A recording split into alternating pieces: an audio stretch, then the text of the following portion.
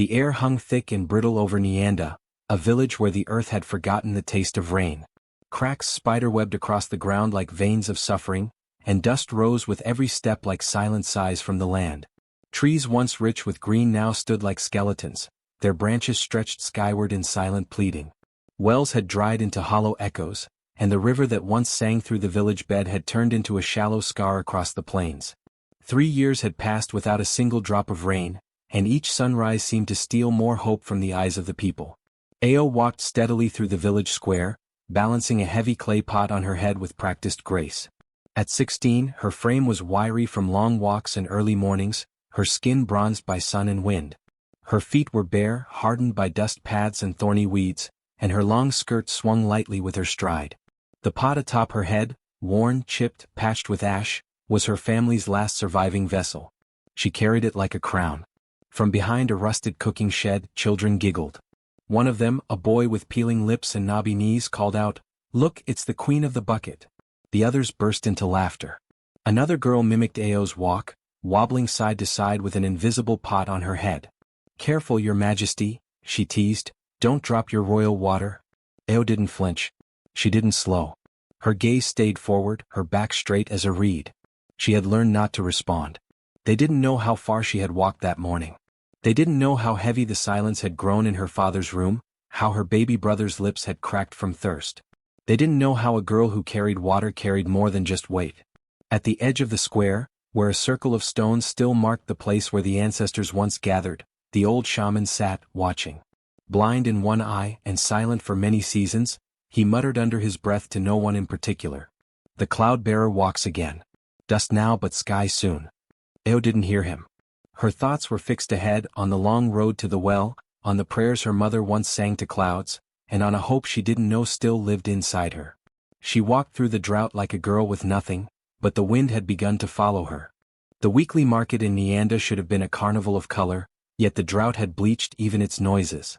Stalls of faded cloth sagged, and fruit that once glistened looked like carved wood. Goats bawled at empty troughs while traders fanned their faces with brittle palm leaves, muttering about prices that rose like the dust swirling at their ankles. Ao stepped onto the packed earth of the square with her clay pot balanced like an uncertain moon above her head. She wove between baskets of shriveled okra and jars of sand-colored honey, praying her tired legs would keep their rhythm. Then a loose stone caught her tread. The pot lurched, warm water slapping the rim. Ao's arms shot out, steadying the vessel, but droplets spattered and raised tiny puffs of powder. Laughter burst around her like dried seed pods. The laughter swelled into a sideshow. An old spice seller beat a spoon against an empty tin, drumming a rhythm for the jeers. A leather worker performed a parody march, knees wobbling as though his legs were reeds. His apprentices hooped, tossing dry groundnuts at Ao's feet. Even a skinny village cur joined the uproar, yapping and spinning in dusty circles around her ankles. Each taunt felt like a pinch, but she kept moving, spine straight, balancing not only the water but the dignity of her household. "Careful, girl, before you baptize us in dust," a fishmonger jeered, pointing a boneless tail. Another vendor flapped a sack in mock alarm. Chuckles rippled through the market like cracks through dry clay. The loudest giggle belonged to Binti, perched on a stool beneath a striped parasol. She wore hibiscus-red silk, a hue no longer seen in Nyanda's fields, and her bracelets clinked like coins. Her father, Merchant Jumo, dealt in salt and cloth, and his wagon still arrived full even when famine stalked the roads. Binti lifted a painted finger. "Look at the queen of the bucket. Should we bow?" Heat rose in Ao's chest. She straightened, adjusted the pot, and continued toward the communal scale. Stone laughter followed like a shadow. Under a slatted awning, 3 elders watched. Their faces were folded parchment, their patience worn thin. Elder Kiongosi cleared his throat. "Girl, the market is no place for theater. Walk softly, keep your head down, and avoid ridicule." His words were not cruel, just tired, as though good posture were a luxury Nyanda could no longer afford. Before Ao could speak, her father emerged from the queue, holding an empty gourd. Dust streaked his beard and worry bent his shoulders. He laid a gentle hand on her arm. "My daughter, humility is water that never dries. Let them laugh but do not provoke them. Keep your head low and your pot safe." He lowered his voice to a whisper meant for her alone. "Rain will come for the humble first, my child," he said, though his eyes carried doubt. Ao met his gaze. She saw resignation there, the same surrender that crept through the village each parched dawn. She lifted her chin a hair's breadth and the pot did not tilt. "I understand, Baba," she said evenly. She would not shame him with argument, yet a seed of defiance split open inside her. If the world insisted she bow, she would learn to stand taller. If they mocked her crown, she would earn it. A drum of resolve sounded in her chest. She recalled her mother's tales of women who bore villages on their backs. The memory stiffened her spine, turning every step into a silent proclamation. She turned back toward the row of stalls. Binti clapped slow, sarcastic applause. "Walk on, Your Majesty. Maybe when you stumble again the gods will sprinkle gold instead of water." Her entourage tittered like caged birds. Ao breathed through her nose and modulated her stride into a dancer's glide. Each step became deliberate, almost ceremonial, as though the hot ground were a mat woven from song. The laughter faded, replaced by restless whispers. A young boy balanced a shallow bowl on his head, imitating her. It wobbled and fell, shattering. The crowd laughed again, but the sound no longer pierced her skin. At the ration scale she lowered the pot with a reverent motion. The official noted the weight. The numbers would ration her family's week. The reading was lighter than yesterday, the drought's quiet theft. She inhaled, replaced the lid and lifted the pot once more. As she left the market, the sun poised like a bright coin on the rim of her clay crown. Sweat traced her temples, but the burden seemed oddly lighter. She did not know whether courage carried weight, yet she sensed it granted height, and she intended to keep growing, if only to give the sky someplace new to fall. The sky was still bruise purple when Ao stepped onto the cracked track that ran east of Nianda. She loved this hour because the heat had not yet hardened into iron, though even now warmth pulsed up from the dust. Balancing the empty pot on her head, she set her feet to the silent rhythm her mother once clapped. Left, glide, right, glide. 10 kilometers lay ahead, each strewn with stones sharp enough to draw blood, yet she walked barefoot. Shoes were for planting seasons and those were a distant memory. Behind her the village slept beneath sagging roofs. Ahead stretched a plain of broken clay that glittered faintly, a dry ocean frozen mid-wave. Every few strides she passed thorny tufts of grass, crisp as paper. Somewhere to the south, a hyena laughed at its own hunger. Ao tuned it out and let a humming vibration take root in her chest. The old rain song, the one Mama had sung whenever monsoon clouds gathered. She could still picture that afternoon years ago. A courtyard rinsed in drizzle, her mother placing a smooth stone on Ao's head and guiding her in circles. "Balance lives in motion," Mama whispered, adjusting Ao's shoulders. "Feel the vessel breathe with you." Young Ao had giggled, nearly toppling, until her mother swayed beside her, chanting the first lines of the sky-summoning song. Notes rose, low and round, and raindrops thickened until they clattered like seeds on the thatch. During the drought's long siege, that memory became her secret well. The memory steadied Ao's spine as the sun cracked open over the edge of the world. Heat swelled, pressing her breath flat. She quickened her pace, wanting to reach the well before the gossiping aunties arrived. Their clucking echoed in her head. "Too tall, too proud, no husband will want such height." At last she descended into the shallow basin where the well hid, a dark pupil in the earth. She knelt, unwound the line, and lowered an old tin cup until it kissed the water far below with a hollow plink. Humming the rain song under her breath, she hauled up cup after cup, pouring a modest measure into her pot, enough for her family, but not so much that the rope would fray or her arms fail. She wiped her brow, inhaled dust and distant jasmine, then lifted the vessel to her head. The weight drove her knees toward the ground. She staggered a half step, shocked. It felt as if someone had doubled the load while her eyes were closed. She set the pot down, heart fluttering. The water inside came barely 2 fingerspans high. She sloshed it. The liquid answered with the faintest lap. She could have sworn it was the same volume she always carried. Curiosity battled common sense. She raised it again. Instantly the heaviness returned, tugging at the muscles of her neck. The rim pressed a circle into her scalp, yet the clay walls did not strain. She tested another few steps, and the burden grew denser still, as though invisible hands were pushing down to see if she would buckle. Surprised, she let the pot settle into her palms and hugged it against her chest. Cradled there, it felt ordinary, cool, forgiving, the exact weight reason predicted. A rattle of leaves brushed past. She turned. A lone acacia nearby, long declared dead, trembled. Its smallest branches flexed and a single fresh leaf detached, drifting green and alive to the dirt beside her toes. Ao stared, pulse hammering. The air had been motionless moments earlier. She thought of village tales told in whispers, gourds that filled themselves, gourds that swallowed thieves, rivers that moved for the courageous. None mentioned water that behaved one way in the arms and another on the head. She raised the pot a third time, ready this time for the invisible pull. The immense weight answered, but now she braced her core, spine aligned like a spear, and it became manageable, no heavier than determination itself. The plain ahead shimmered under noon's cruel promise. 10 kilometers back waited ration scales and mocking voices, but also her father, her little brother, and a corner of hut thirsty for hope. Ao steadied her breathing, anchored the pot squarely and set out. With each step the load pressed, yet beneath that pressure she felt something else. A faint upward push, a tremor that whispered of clouds not yet born. She did not understand, but she listened, and in listening she found a rhythm that felt almost like rain deciding which road to take. Moonlight leaked over Nianda like watered milk, painting the drought-cracked earth with silver seams. Ao lay awake on her reed mat, the heavy summer stillness pressing against her eyelids. Somewhere beyond the huts a faint vibration, half song half sigh, threaded through the night air. It tugged at her bare feet the way the river's current had tugged when she was a child. She rose quietly, lifted the clay pot out of habit, and slipped between sleeping goats. The sound drew her across the silent square and past the mango tree skeletons until she reached the hollow that cradled the well. The well mouth glimmered like an eye-catching starlight. She knelt on the cool rimstones, lowering the pot beside her. The hum was clearer now, a low note that vibrated inside her ribs more than in her ears. When she leaned over, her reflection shimmered back, dark eyes, sweat-slick hair, the moon caught on the curve of the pot's mouth like a tiny white boat. Then as she watched, the image dissolved. Vaporous curls unfurled from her reflected shoulders, shaping themselves into miniature clouds that drifted across the liquid surface. They merged, expanded, and spiraled into a pearl-colored vortex. The humming deepened as if the well itself were breathing. Ao's heart pounded. She had never feared water, yet something about this silent symphony felt too large for one girl.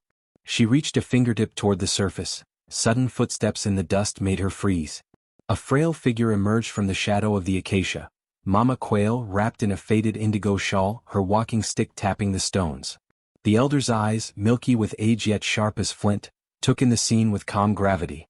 "Child," she whispered, "night is when spirits speak plainest. Best listen with both caution and courage." Mama Quail eased herself onto the rim and gestured for Ao to sit. The humming softened, as if settling to hear the elder's voice. "Long before you were born," she began, "there was water called Matsimaji. It was not like ordinary springs. It tasted of sky and remembered every footstep set toward it. If the seeker's heart held fear, the water turned to dust in their cup. But if the seeker walked with courage, it answered with miracles, rains that healed fields, rivers that changed course, wells that sang lullabies to babies yet unborn." The clouds in the reflection pulsed softly, confirming the tale. "Many thought the stories were only for fireside nights," Mama Quail continued, "yet I have seen a gourd overflow when a widow refused to beg, and a pool vanish when a tyrant tried to cage it. Sacred water responds to the one who carries it, not to the one who commands it. Tonight it has answered you." She touched the pot at Ao's side. The clay felt cool though the night was hot. "This hum is a greeting but also a warning. Such gifts draw thirsty eyes. Protect it, little bird, but do not hide from its song." Ao's throat tightened. "I felt its weight grow on my walk," she confessed. "It presses on me, yet somehow I feel lighter." Mama Quail nodded. "Heaviness and uplift are twins. Only the brave can feel both at once. Trust what your bones tell you. The path ahead will ask more of you than balance." The elder rose slowly, leaning on her stick. "When dawn comes, fill your pot as usual, but let your spirit decide how full it is. And remember, the sky bows only to those who stand tall." They parted in the hush before midnight. As Ao lifted the pot, the low hum wrapped around her like a scarf of sound. The weight settled, dense yet somehow welcome, and the swirling reflection stilled into clear water once more. She walked back toward the sleeping village, each footfall matched by a pulse inside the vessel, as though a tiny thundercloud beat its wings beneath the lid. She did not yet understand the rules of this magic, but belief rose in her chest like the first warm breeze before a storm. The night hummed back. The sky turned white with heat. Days bled into each other under a sun that showed no mercy, and the people of Nianda shriveled beneath its gaze. Where once green spread across hills and laughter rose with the morning dew, now only brittle silence remained. Crops curled in on themselves before they could bloom. The maize shriveled on the stalks like paper tubes, and even the cassava roots began to split from thirst deep underground. Villagers began to joke bitterly that the soil was learning to forget what it meant to grow. Then the animals began to fall. Goats, once proud with bellies full of grass, now bleated in weak rasps before collapsing beside dry troughs. Chickens clustered in shadows, feathers dull and bodies still. Even the donkeys refused to carry loads unless water was promised at the end. One morning, a boy found 3 cattle belly up beside the path to the fields, tongues out, eyes cloudy, their ribs poking through skin like broken beams. In response, the village council met beneath the shade of the last mango tree, its branches bare but sacred.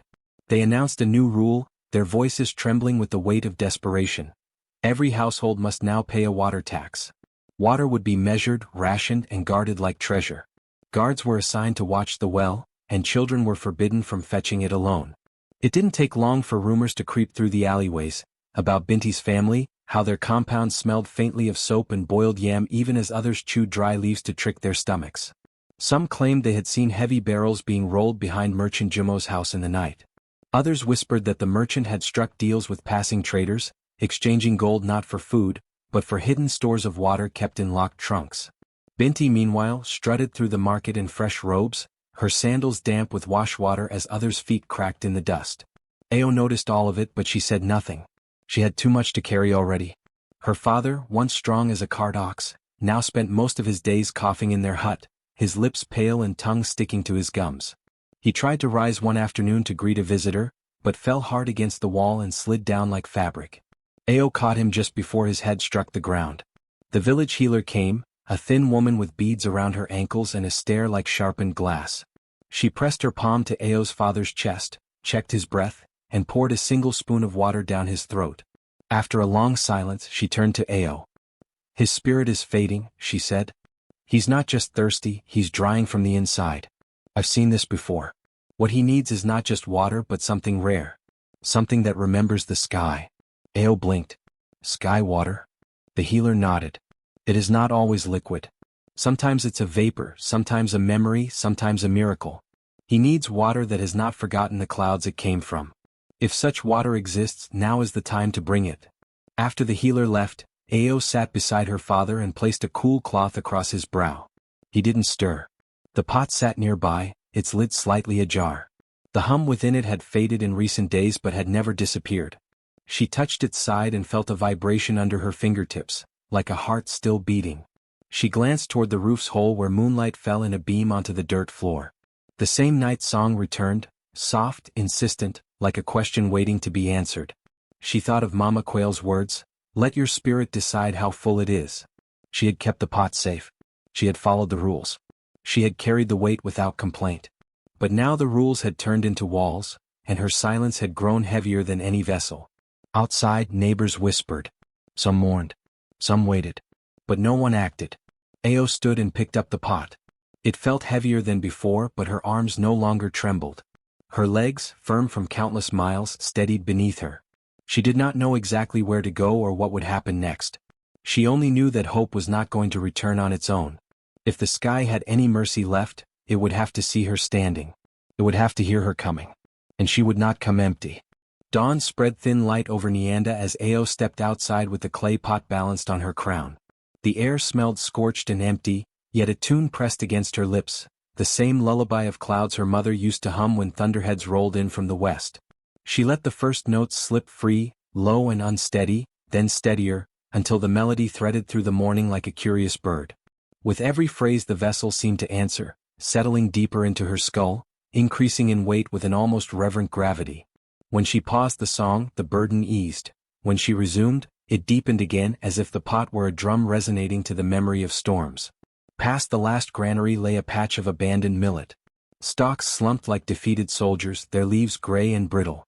Ao crouched and tilted the pot just enough for a single bead to quiver on the lip. It clung there, bright as mercury, before sliding free and striking a wilted leaf. The leaf twitched, unfurled greener, then straightened in one breath, as though the years of drought had been a short dream. Ao rocked back on her heels, mouth open. She watched the change creep down the stalk, veins glowing faintly before settling into healthy green. Her heart banged inside her chest like fists on a locked door. She had feared it might all be imagination, the growing heaviness, the well's midnight hum, but the plant stood revived, undeniable. She lifted her gaze to the horizon, wondering how many drops might be hidden in the pot, how many plants, people, futures could be coaxed back from the edge if she dared to pour. A rustle behind a termite mound interrupted her thoughts. She straightened, scanning the scrub. A splash of hibiscus cloth vanished behind dry thorns. Binti had followed her. Concealed by the mound, the merchant's daughter pressed a hand over her own startled breath.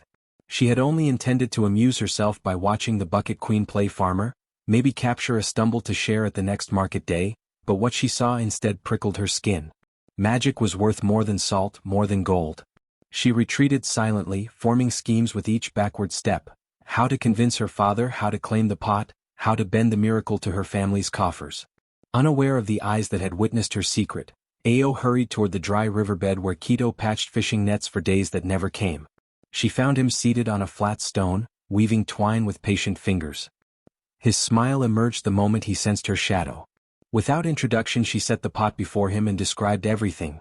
The song, the mounting weight, the revived millet, the way the water hummed at night like distant drums. Words poured out faster than she could breathe, but Keto never looked away. When she finally fell silent, he dipped a calloused finger beneath the lid and tasted the water. His eyes widened. "This is not like any water I know," he whispered. "It feels alive." He glanced at the eastern horizon where the faint outline of Cloud Mountain shimmered beyond heat haze.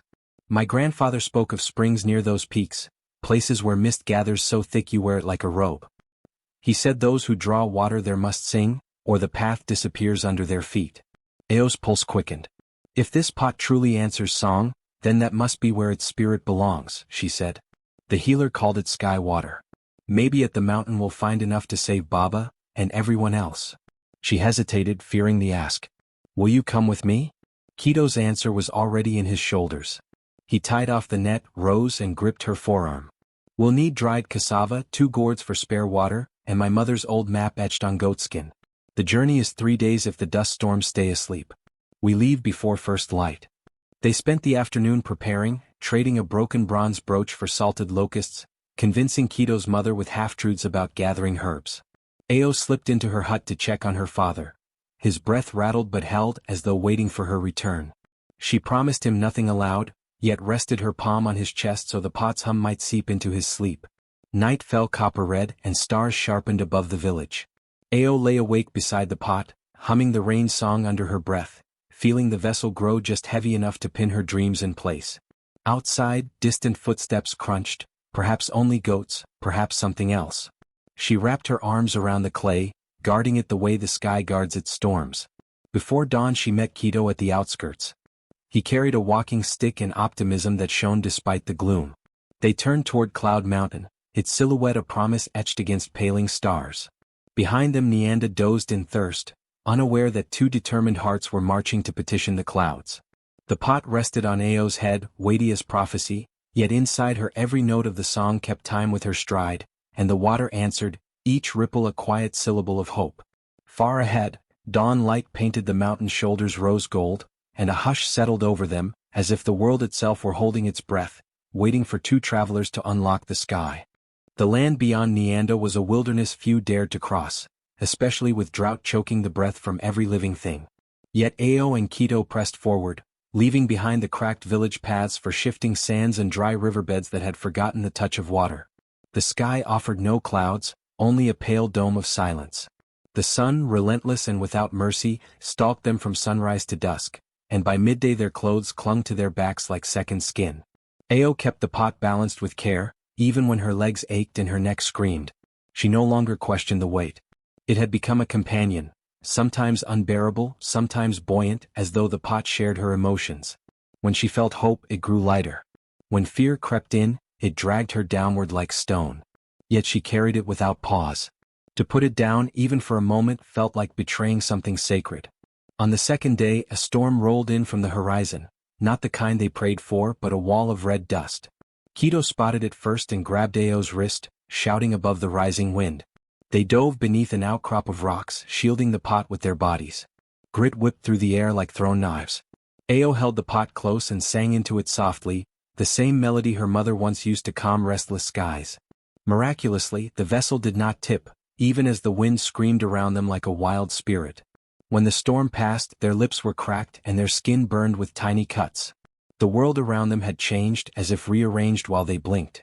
Trees they had passed were gone, replaced by gnarled branches and sand where once there were stones. Hyena prints laced the dunes nearby, wide and fresh. Keto placed his hand over them, frowning. "They're hunting," he murmured. "And not far." That night they lit no fire. Ao tucked the pot beside her in the shallow of a dry creek and lay staring at the stars. They felt too close, like eyes watching, whispering stories in a tongue just beyond memory.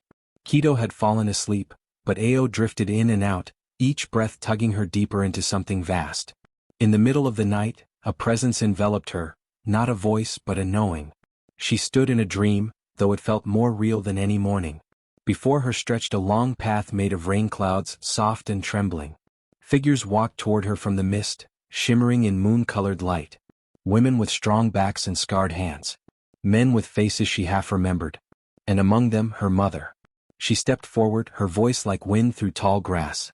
"You've carried what many would drop. Not just the pot, but the silence, the ridicule, the weight of a thirsty world." Ao trembled. "I'm afraid. What if I can't give enough? What if I fall?" Her mother reached out, placed something cool and soft upon her head. A crown, not of gold but of cloud, woven with rain and lightning. "This burden is your gift. You were never meant to carry water alone. You carry the storm. Do not walk in shame, child. Walk in power." The ancestors bowed their heads. The clouds thickened. The path rose. Ao awoke with tears on her cheeks, the pot humming beside her like a quiet heartbeat. Keto stirred beside her and without words they rose. The mountain loomed ahead, shrouded in mist despite the dry season. Its peak gleamed as if kissed by something more than sunlight. The climb was grueling. The path narrowed to jagged stone steps, carved by time and forgotten by maps. Their feet bled in places and they had to pause often. Keto offered steady hands when Ao's legs faltered, and she steadied the pot when the wind howled around corners. At one point the path split into three, each seemingly leading upward. Ao closed her eyes and sang. The pot grew heavier when she turned toward the middle path. "That way," she said.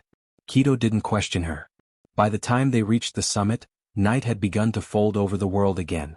Moonlight poured down like silver rain and the air shifted, no longer dry but cool and wet. Mist clung to their eyelashes and lips. At the very peak, beneath an ancient tree bent with age and patience, sat a pool no larger than a cooking pan. But it shimmered as if filled with stars.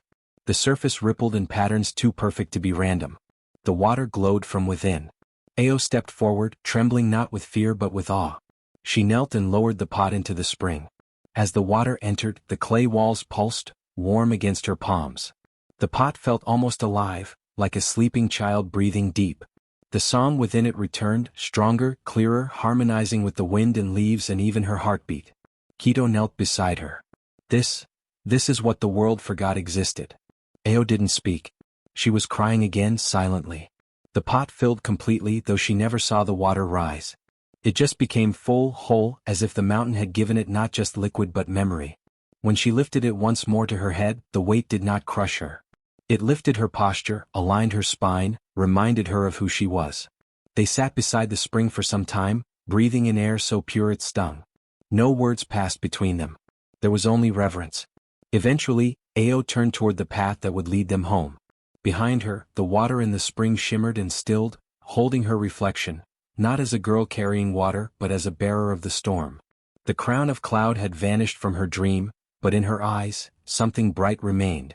The mountain had touched her and she would carry that touch back into the dust. The descent from Cloud Mountain was slower, but filled with quiet strength. The air, still cool and laced with mist, whispered through the trees as Ao and Keto stepped carefully across slick stone paths and narrow ledges. The pot atop Ao's head radiated a gentle warmth, steady and strong. She no longer felt its weight as a burden. It moved with her, pulsing softly with each breath, like the heartbeat of something ancient and alive. The water inside no longer sloshed, no longer shifted with gravity. It was settled, intentional, listening. They reached the foothills by midday. Dust began to return to the air, and heat crept back into their skin like a remembered ache. As the trees thinned and the trail opened to a familiar stretch of parched land, Ao recognized the bend in the road where they had passed on their way up. Nyanda was still days away, but already the pot hummed louder as if eager to return. Or perhaps warning her. She slowed, eyes scanning the horizon. The wind shifted. Kido stopped too. Do you feel that? Ao nodded. Something's watching. The ambush came suddenly. Figures burst from behind low rocks and thorny bushes, 3 of them, all wrapped in merchant fabrics too fine for desert travel. At the center, unmistakable even beneath a hood, stood Binti. Well, she purred, stepping forward. The queen of the bucket returns. And it looks like your crown has grown heavier. Kido moved between them, fists clenched. We don't want trouble. Oh, I don't either, Binti said, smiling. I just want what you clearly can't carry forever. She motioned, and the 2 boys with her, cousins or guards perhaps, lunged toward Ao. The first grabbed for the pot, but Ao twisted away, her bare feet finding balance with startling precision. The second boy caught her arm, yanking hard. The pot wobbled. Kido tackled the first attacker, and the 4 of them collided in a flurry of dust and limbs. Then it happened. As Ao spun to avoid the second blow, a rock struck the rim of the pot. A loud crack split the air. Ao screamed, not in fear but as if the wound belonged to her own body. The pot split along its side with a sharp, jagged line, and from the break, steam hissed out like a serpent uncoiling. The attackers fell back, startled. Binti stumbled, shielding her eyes. The water inside the pot, still glowing faintly, rose. Not poured. Rose. It floated into the air, drifting upward in slow, deliberate streams. The vapor thickened, curling above Ao's head. A sound like distant thunder pulsed from within the forming mist. The cloud expanded, swelling with shape and shadow until it hovered above her like a living guardian. It was no longer just water. It was sky reborn. Everyone stood frozen. Kido pushed himself up slowly, staring in awe. Binti too had dropped her bravado. Her face was pale with fear but also longing, something broken behind her eyes. Ao looked at her, heart pounding. Why did you follow me? Binti's voice cracked. Because I saw the plant you healed. I saw what it did. You don't know what it's like to live in a house with barrels of stolen water and still feel like you're dying inside. I thought if I had it, maybe I wouldn't feel so hollow. Ao's fury faded as quickly as it came. The steam swirled above her like a question. She stepped toward Binti, who flinched but didn't run. I carried this not because I wanted power, Ao said quietly, but because no one else would. You think you were empty? We were all empty. But you tried to take, not share. Binti dropped her eyes. I'm sorry. Ao said nothing for a long moment. Then she knelt by the broken pot. The pieces had not shattered completely, they hung loosely like petals peeled from a flower.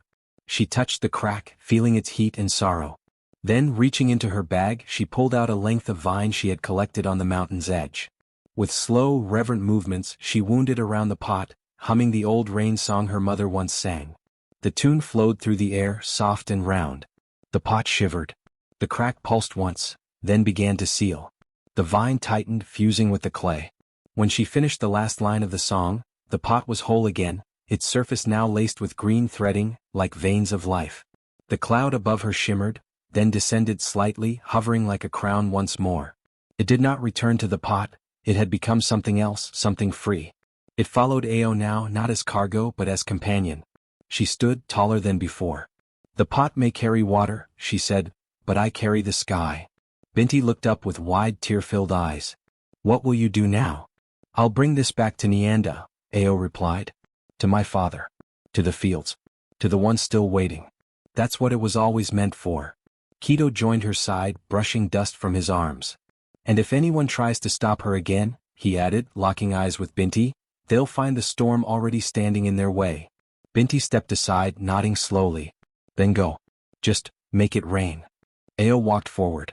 The cloud drifted above her, casting shade where none had existed for months. Her feet barely disturbed the earth, and with every step the air grew cooler. Birds began to call from distant trees. The sky, dull for so long, stirred at the edges like a curtain about to rise. The storm within her was no longer a secret. It was a promise.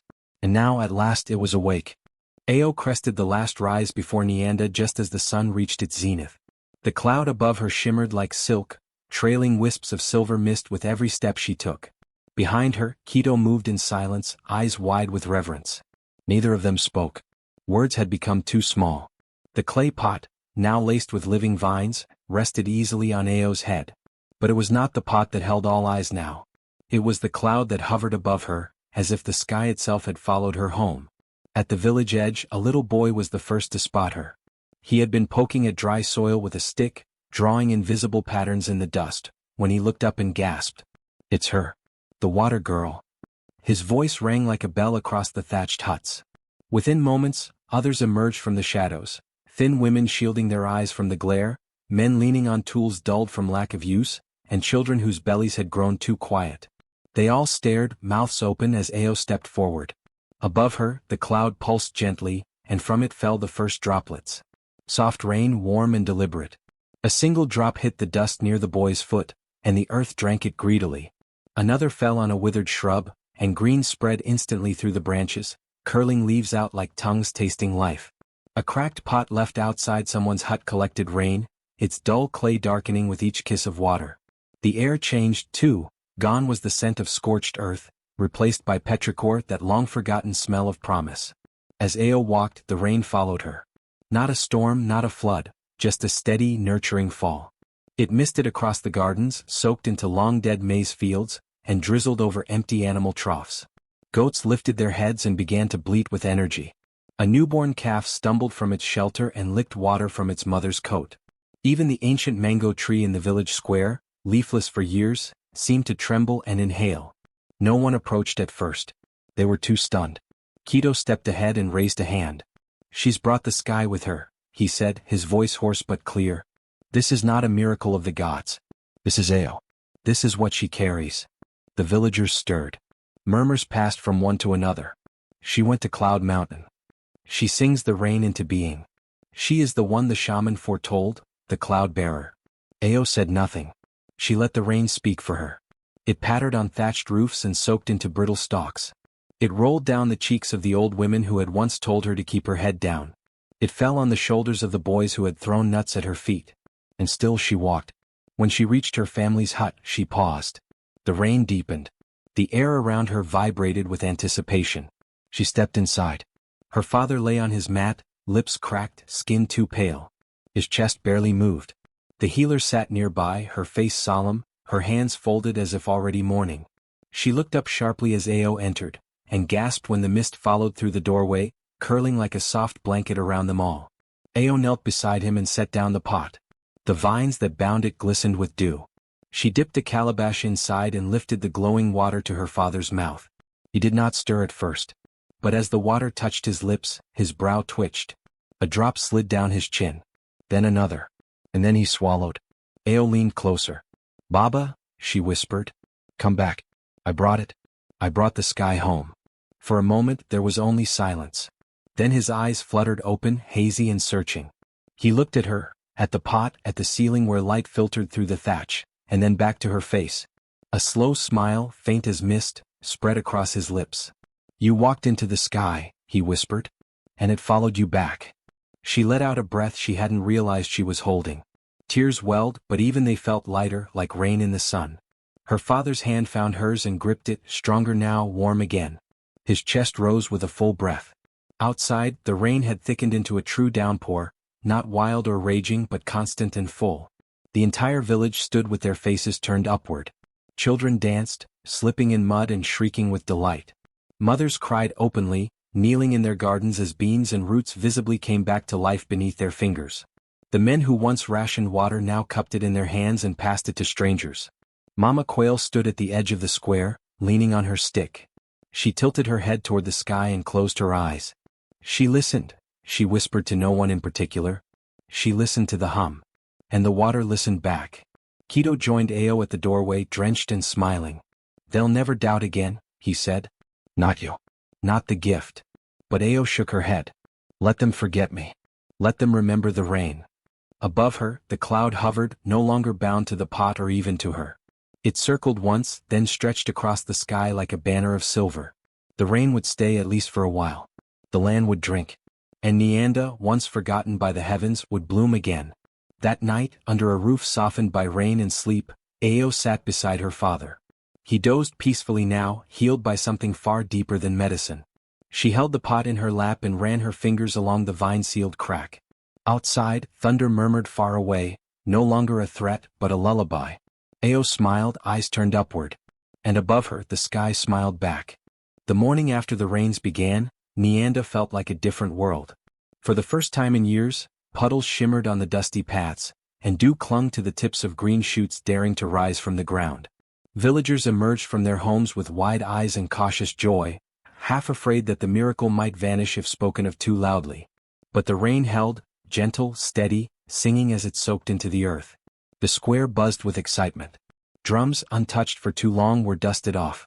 Children splashed barefoot through puddles, and elders lifted their arms toward the sky as if greeting a long-lost friend. In the center of the celebration, Ao stood beside her father, who now walked with a slight limp but a face full of color. The clouds still hovered above the village, thinner now, drifting gently like a protective veil. But not all hearts were joyful.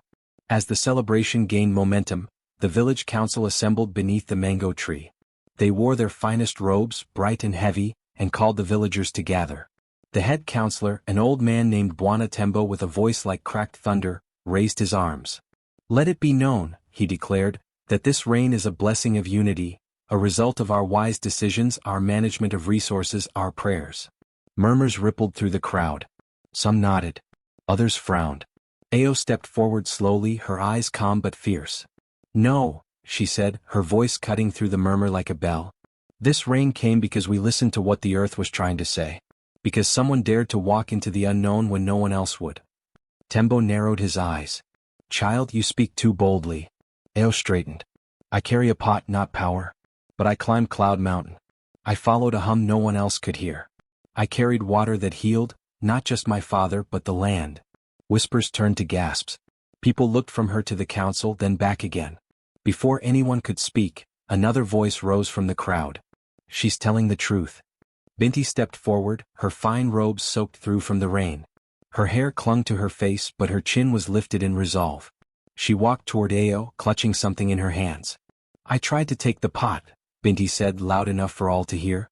"I was jealous. I thought I could control what she carried. But the water, it wasn't hers to keep. It was hers to honor." She knelt before Ao and opened her hands. Resting in her palms were the broken shards of the pot, the original, the one that had cracked during their struggle. Bits of vine still clung to the edges. Ao took them gently, her heart both aching and full. "This," Binti whispered, "belongs to the village." Ao nodded. She turned to the base of the mango tree, now lush with tiny green buds. The rain tapped gently against its leaves. Without hesitation, she knelt and dug into the earth with her hands. She planted the shards in a circle, burying them like seeds. The villagers gathered around, watching silently. As the last piece disappeared into the soil, the earth trembled, not with violence but with a quiet exhale. From the center of the buried circle, a puddle formed. It shimmered, then deepened. Clear, cool water began to rise from the ground, fed by something beneath that had been waiting for just this moment. A new spring. Right there beneath the mango tree. The crowd gasped. Children dropped to their knees, cupping water in their hands and splashing it on their faces.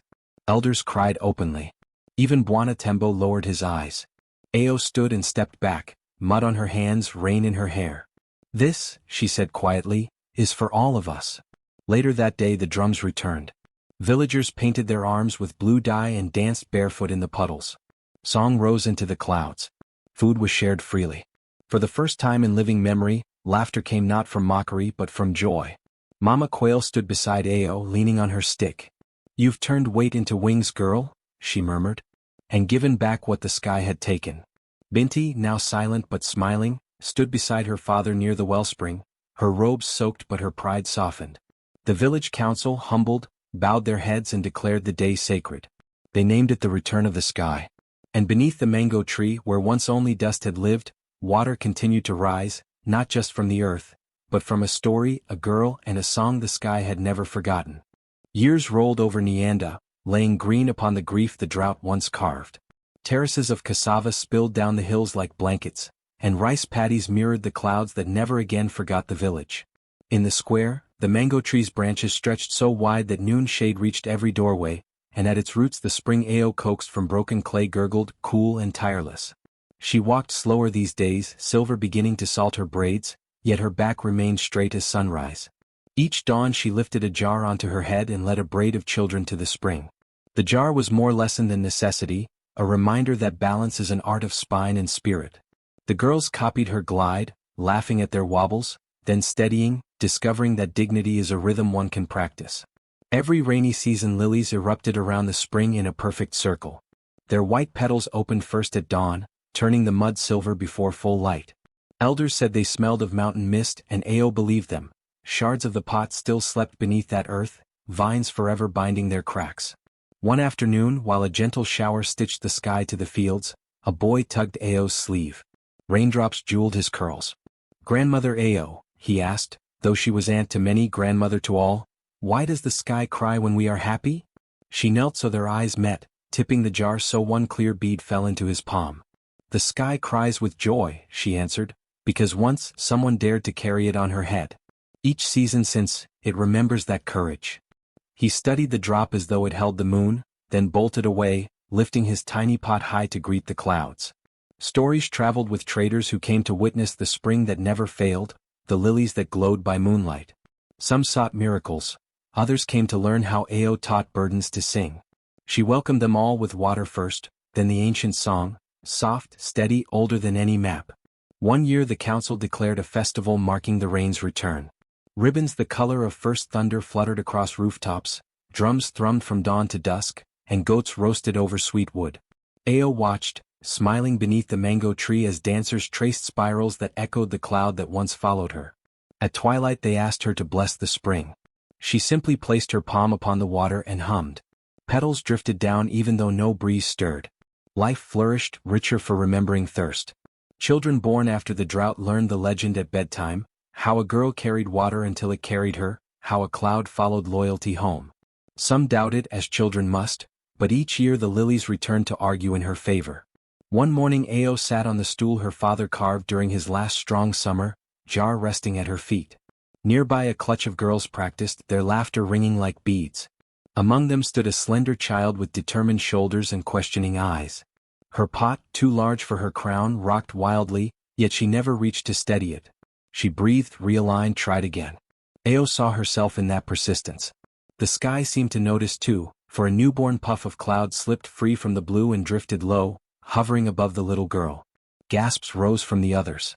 The child froze, wide-eyed, then grinned and resumed her practice, the cloud trailing like a gentle tutor. Ao felt only gratitude. She lifted her face to the sky quilted with afternoon cumulus, inhaling the scent of wet earth and lilies. Somewhere a drum began a slow beat, water murmured at the spring. She closed her eyes. The old hum was still present, diffused now, living in leaf and puddle, inviting witness rather than labor. She opened her eyes to watch the girl steady her pot beneath the cloud, and she saw the future tilting toward rain. Leaning against the mango trunk, she let the soft breeze play through graying hair. She smiled at the sky, and the sky, remembering, gathered itself into new clouds, ready to follow whoever next dared to carry the weight of hope.